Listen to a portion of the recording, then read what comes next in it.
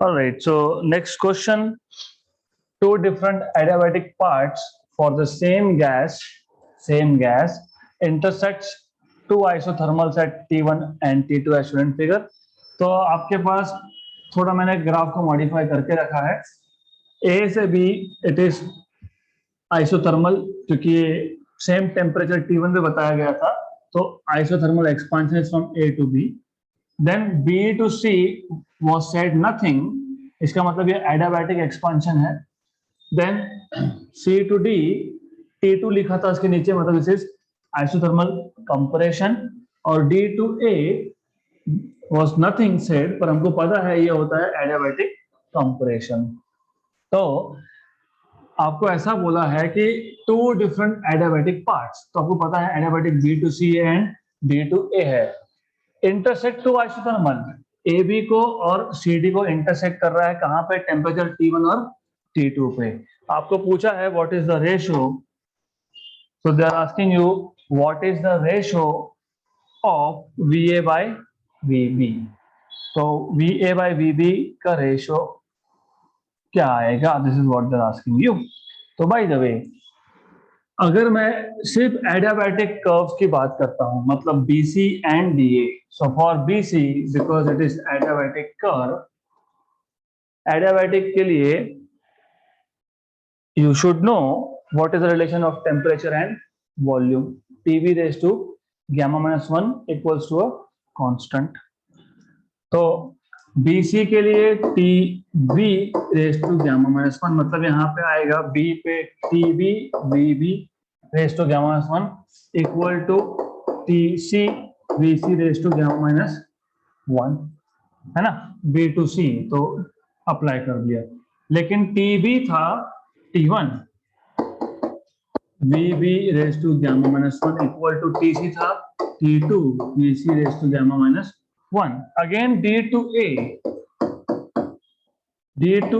इसके लिए D से A के लिए you will apply TD VD raised to gamma minus 1 equal to TA VA raised to gamma minus 1.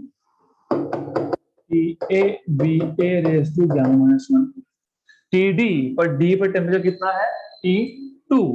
So T2 this is VD raised to gamma minus 1 and this is equal to T1 again, क्योंकि A पे T1 है, VA raised to gamma minus 1. अब as you can see BC और DA दोनों से आपको T1 by T2 का ratio मिल सकता है. So here you have T1 by T2 equal to VC by VB raised to gamma minus 1, और यहाँ पे आपको मिल जाएगा T1 by T2 equal to VD by VA raised to gamma minus 1. इसको equation number 1 बोल देते हैं, इसको 2 बोल देते हैं, और दोनों को डिवाइड कर देते हैं. क्योंकि डिवाइड करूंगा तो लेफ्ट हैंड साइड कैंसिल होके 1 बन जाएगा.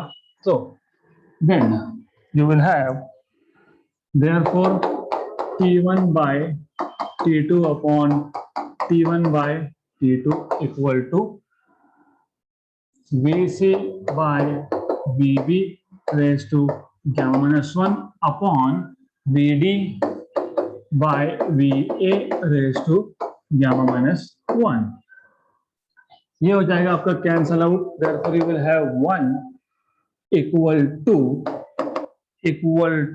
ये पूरा, और यही आपका असाइनमेंट क्वेश्चन था अगर आपको याद होगा. So put it here. Therefore you will have VD by VA raised to gamma minus 1 equal to VC by VB raised to gamma minus 1. Taking gamma minus 1 root on both side, तो दोनों side को 1 upon gamma minus 1 से raise करो. Square root लेते हो तो क्या करते हो? दोनों साइड को raise to half and half. तो ये आपको मिलेगा therefore VD by VA equal to VC by VB. आपको क्या पूछा है? Ratio of VA by VB. तो ratio of VA by VB from here is VA by VB का रेशियो आपका आ गया VD by VC. So this is what you have. So VD by VC, option number B. Next question. The temperature of a hypothetical gas increases to √2 times when compressed adiabatically to half the volume. तो temperature जो है वो √2 times of T1 है, क्योंकि it has increased √2 times when compressed adiabatically to half the volume. मतलब V2 is V1 by 2, ऐसा है, दिया है। आपको पूछा है कि इस गैस का इक्वेशन क्या आएगा। एडियाबैटिक एक्सपांशन में ये तो पक्का है 6, that is PV raised to gamma equals to constant. So if I get the value of gamma, question is solved. तो हम बोलेंगे T1 V1 raised to gamma minus 1 equal to T2 V2 raised to gamma minus 1. तो T1 V1 raised to gamma minus 1 equal to T2, ये आपका √2 times of T1 है ना, T2 is √2 times of T1 and V2 is V1 by 2, V1 by 2 raised to gamma minus 1.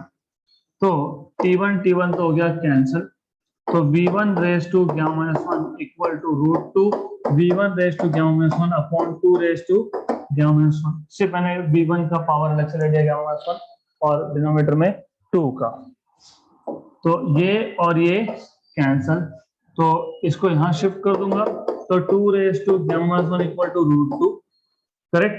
√2 मतलब power half 1 by 2, इसका मतलब ये हो गया 2 raised to पावर हाफ। दोनों साइड पे बेस सेम है तो पावर सेम होगा, तो gamma minus 1 equal to half, which means gamma equal to 3 by 2. तो gamma minus 1 is half, it means gamma is equal to 1 plus half, that is gamma equal to 3 by 2. But for an adiabatic process, PV raised to gamma equals to constant. Therefore, PV raised to 3 by 2 equals to a constant. Option number A. So this is how you are supposed to solve this. Next question. Initial pressure and volume of a gas are P and V respectively. First, it is expanded isothermally to volume 4V and then compressed adiabatically to volume V. The final pressure of the gas will be. ऐसे questions में हमेशा याद रखना कि पहले isothermal process हुआ, immediately उसके बाद एडियाबैटिक हुआ, मतलब आइसोथर्मल प्रोसेस एंड होने के बाद जो फाइनल प्रेशर होगा वो एडियाबैटिक के लिए इनिशियल होगा, राइट। तो you have to understand this. तो initial pressure is P and initial volume is V and final volume is 4V और प्रोसेस कौन सा था, आइसोथर्मल। तो ये आइसोथर्मल प्रोसेस है, इसमें आपको पता है PV इक्वल्स टू कांस्टेंट होता है, मतलब P1 V1 equal to P2 V2 होता है, तो आपको P2 मिल जाएगा P1 into V1 bye V2, V1 by V2 ऐसा आता है। So V1 is V, तो P2 will be equal to P1 जो P था, V1 जो V है और V2 जो 4V है, कैंसिल, तो P2 equal to P by 4। ये प्रोसेस खत्म होने के बाद चालू हुआ आपका एडियाबैटिक प्रोसेस, और एडियाबैटिक प्रोसेस में आपको पता है PV raised to gamma होता है constant. Okay, now of course यहाँ पे जो इनिशियल प्रेशर होगा उसको मैं P1 डैश बोल रहा हूँ, it will be final pressure of the first process, that is P by 4। यहाँ पे जो इनिशियल वॉल्यूम होगा that is final volume of the first process, that is 4V and here final volume आपको बता के रखा है, V क्वेश्चन में ही बोला है कि final volume after the adiabatic compression is again V। तो find out what is final pressure, मतलब आपको P2 डैश पूछा है, P2 डैश आपको पूछा है। तो यहाँ पे आप P V raise to gamma equal to constant apply करके यू विल से, अच्छा मैं यहाँ पे सिर्फ एडियाबैटिक के लिए I am using primes, okay, तो ये आ जाएगा आपके पास P1 dash V1 dash raised to gamma equal to P2 dash V2 dash raised to gamma। तो आपके पास P2 dash आपको मिल जाएगा P1 dash V1 by V2 dash dash raised to gamma। तो P1 dash is P by 4, P by 4। V1 dash कितना है 4V, 4V, और ये कितना है आपके पास V।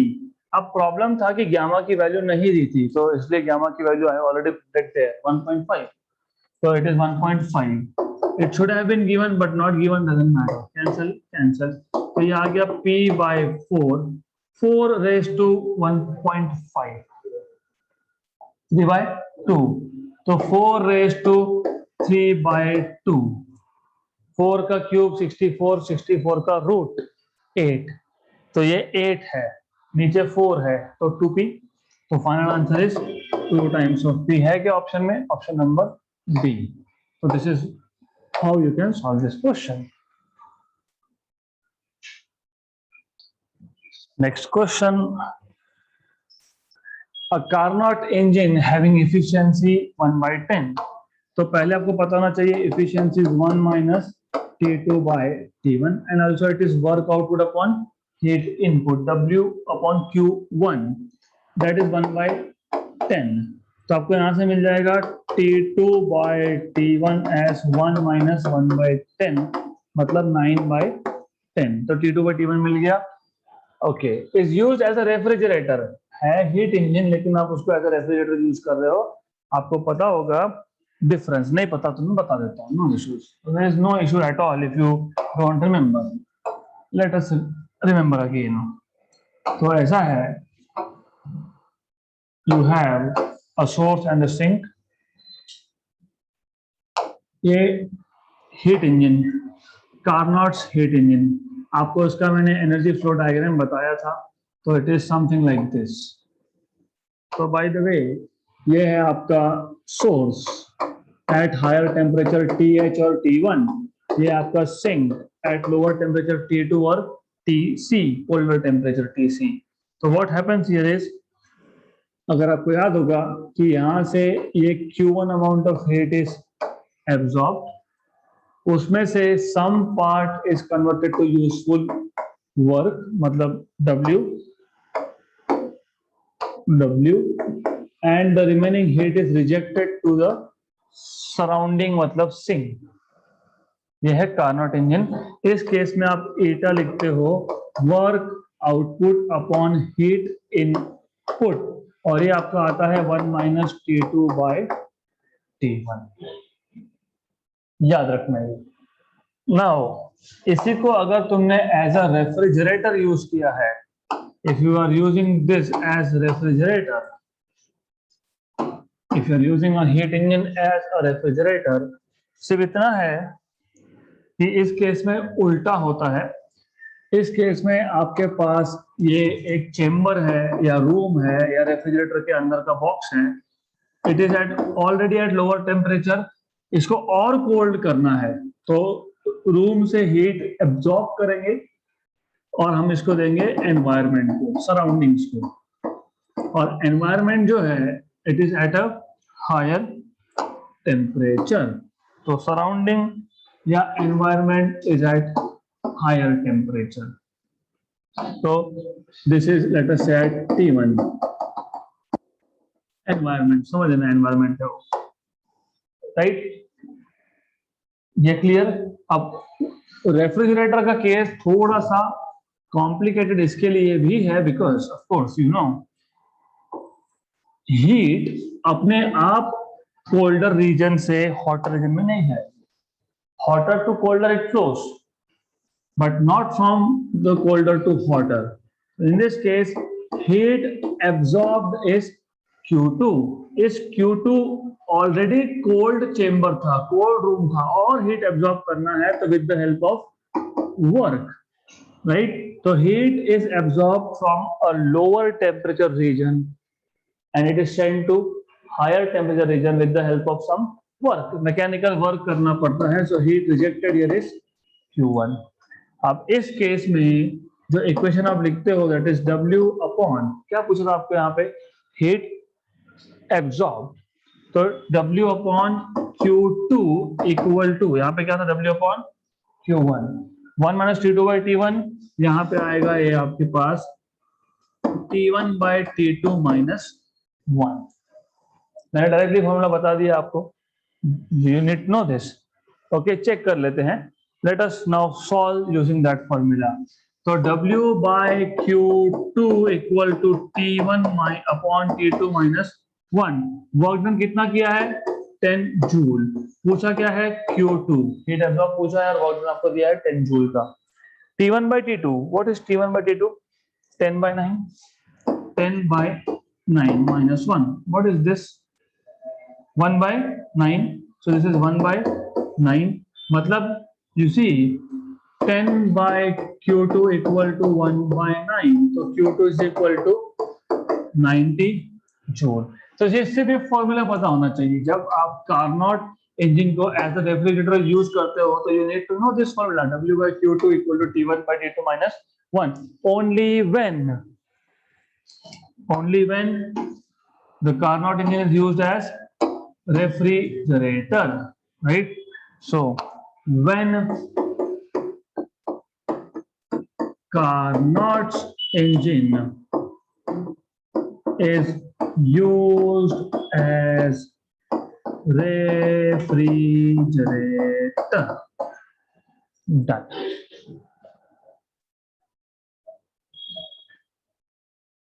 Next question. This is from JEE Main 2020 if I'm not wrong. Integer type question है जहां पे आपको ऑप्शन नहीं दिए होते. You are supposed to put values. So according to the question,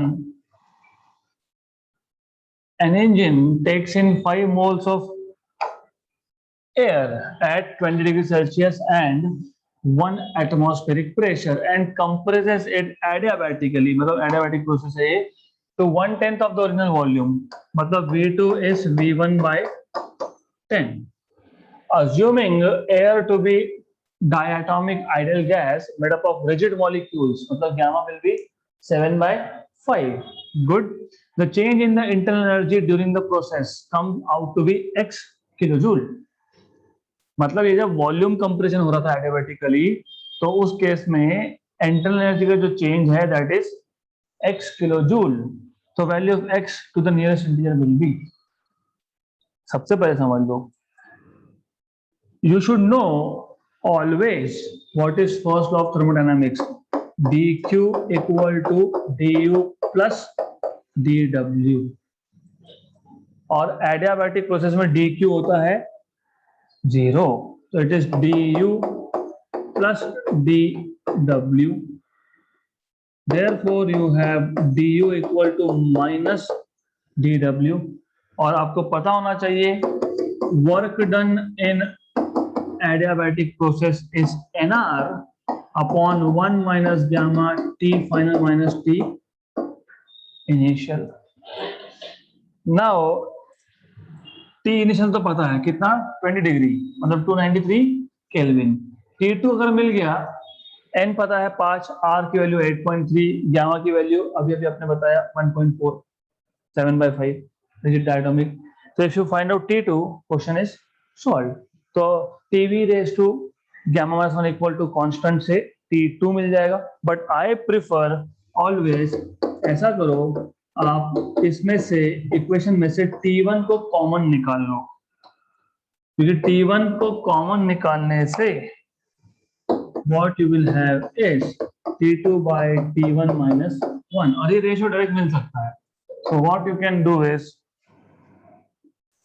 here you can say but T1 V1 raised to gamma minus 1 equal to T2 V2 raised to gamma minus 1. Therefore T2 by T1 equal to V1 by V2 raised to gamma minus 1. But V1 by V2 is 10 raised to gamma 1.4 minus 1, मतलब 10 raised to 0.4. अभी 10 raised to 0.4 log tables. Okay, 10 raised to 0.4 you have to take help of logbook. So therefore du equal to minus n is 5, r is 8.31 upon 1 minus again 1.4, 1 minus 1.4, t1 is 293 and t2 by t1 is 10 raised to 0.4 minus 1. इसको solve करना पड़ेगा. There is no other alternative but you have to solve this exactly. So after solving this, I have already done that. ये आता है 46 point something something, if I am not wrong 08 या 58 ऐसा कुछ आता है किलो जूल में, मतलब 46,000 ऐसा कुछ आंसर आता है. तो 46.08 किलो जूल, मतलब to the nearest integer the answer will be 46. तो answer will be 46 to the nearest integer. So this is what you will have. Next question. So in this question आपको बोला है match the following thermodynamic processes taking place in a system with the correct conditions. तो आपको सिर्फ यहाँ पे match करना है. That's all you are supposed to do. Okay. तो question is very simple. So number 1, adiabatic. Adiabatic में delta Q is 0, मतलब one number should match with B. तो look where is 1 and B? Option number B and D. तो A नहीं होगा और C नहीं हो सकता. Isothermal में delta T 0, मतलब delta U is 0. There is no change in internal energy in isothermal, right? So 2 should match with D. तो 2 should match with D. कहां पे है? ऑप्शन नंबर B में, राइट? D में नहीं है, ऑप्शन नंबर B में. तो खत्म, option number B. Done. Matching of the table. Simple. Next question. In an adiabatic process, the density of gas becomes 32 times of its initial value.